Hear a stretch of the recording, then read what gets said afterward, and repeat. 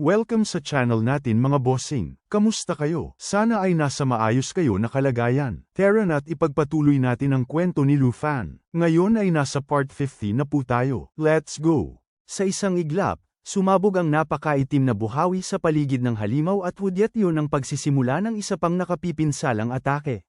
Muling nag-activate ang Eternal Corridor ng Divine Bone Clone ability.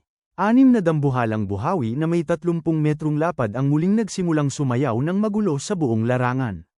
Ang bawat isa ay nag-iiwan ng mapanirang landas na tumatagal ng 10 segundo. Ang sinumang nakatayo sa landas na yun ay mawawala ng 5% depensa kada 2 segundo, hanggang umabot sa 5 patong.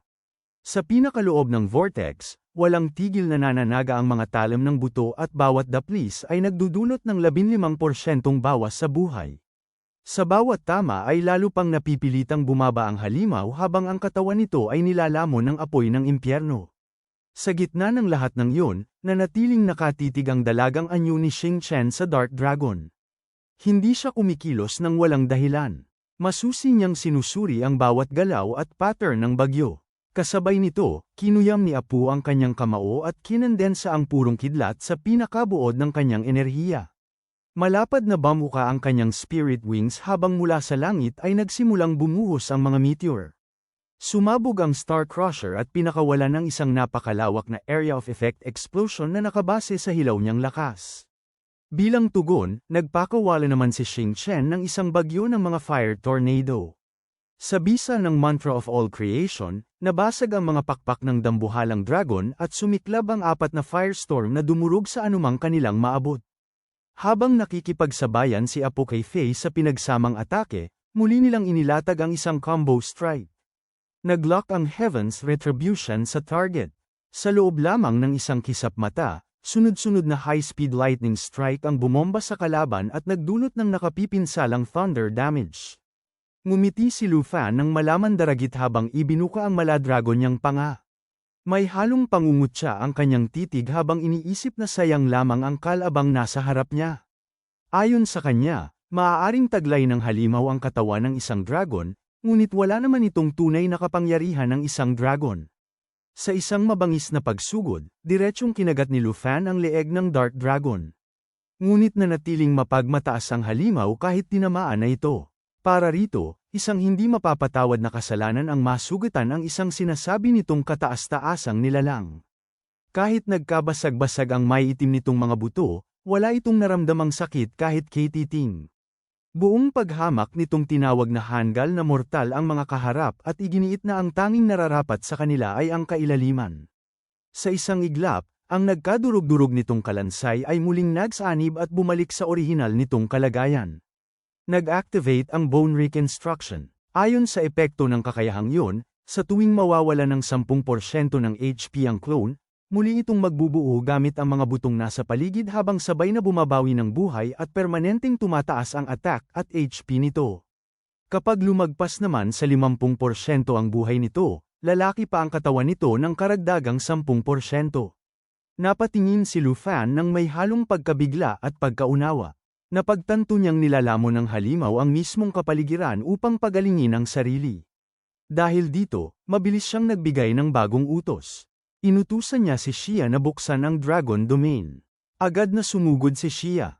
Lumawak ang Dragon Domain ng 100 metro at pinalakas nito ng 50% ang stats ng lahat ng Dragon type. Kasabay nito, pinahina nito ng kalahati ang lahat ng hindi dragon at isinara pa ang lahat ng teleportation magic. Dahil putol na ang summoning at mga ruta ng pagtakas, biglang natigilan ang Dark Dragon. Mababa at mabagsik na sinabi ni Lufan na sa loob ng kanyang domain, wala nang silbi ang mga skill ng kalaban.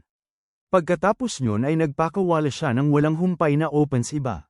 Naglabas si Lufan ng rumaragasang Dragon Fire upang sunugin ang halimaw. Ginaya naman ng Draconic Echo ang spell at lalo pa itong pinalakas batay sa sarili niyang nakakatakot na stats. Kasabay nito, lumikha ang magma eruption ng isang lawa ng tunaw na apoy at ikinulong ang target sa nagliliyab na pagdurusa. Sunod-sunod na ramagasa ang mga alon ng apoy habang umaalingaw ang sinaunang wika ng mga dragon. Dahil sabay na lumalaban ang knight at ang dragon pet, tumaas ng 100% ang kanilang magic power. Humalakhak ng parang baliw ang halimaw. Mapanghamon nitong sinabi na pwede nilang wasakin ang katawan nito ng paulit-ulit. Ngunit hanggat may mga buto sa mundong yon, kaya nitong buuin muli ang sarili. Pagkatapos ay binalik nito ang tanong sa kanila at ipinahiwatig na hindi nila magagawa ang ganoon. Ikinampay ng Dark Dragon ang mga pakpak nito habang nagliliyab sa kabaliwan ang mga mata. Malamig nitong ipinahayag na magsasama-sama silang mamatay sa puntod na yon. Sa sumunod na sandali, ikinalat ng mga buhawi ang naglalagablab na apoy habang nag-activate ang Soul Return to Void at binuhay ang lahat ng Rune. Agad silang tinugis ng mga Soul Vortex at ang mga yun ay nagdulot ng napakalaking shadow damage at soul corrosion. Bilang dagdag na epekto, nabawasan ng 20% ang kanilang healing sa loob ng 15 segundo. Kasabay nito, nagputukan mula sa lupa ang mga butong patulis at bawat isa ay nagdulot ng pinsalang katumbas ng 50% ng maximum health. Libo-libong madidilim na multo ang sumigaw habang rumaragasa patungo kay Lu Fan. Mabilis na sumugod ang dalagang anyo ni Xing Chen at hamarang sa kanyang harapan.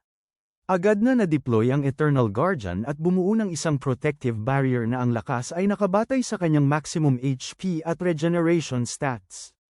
Naramdaman ng Dark Dragon na may paggalaw sa likuran nito, ngunit huli na ang lahat.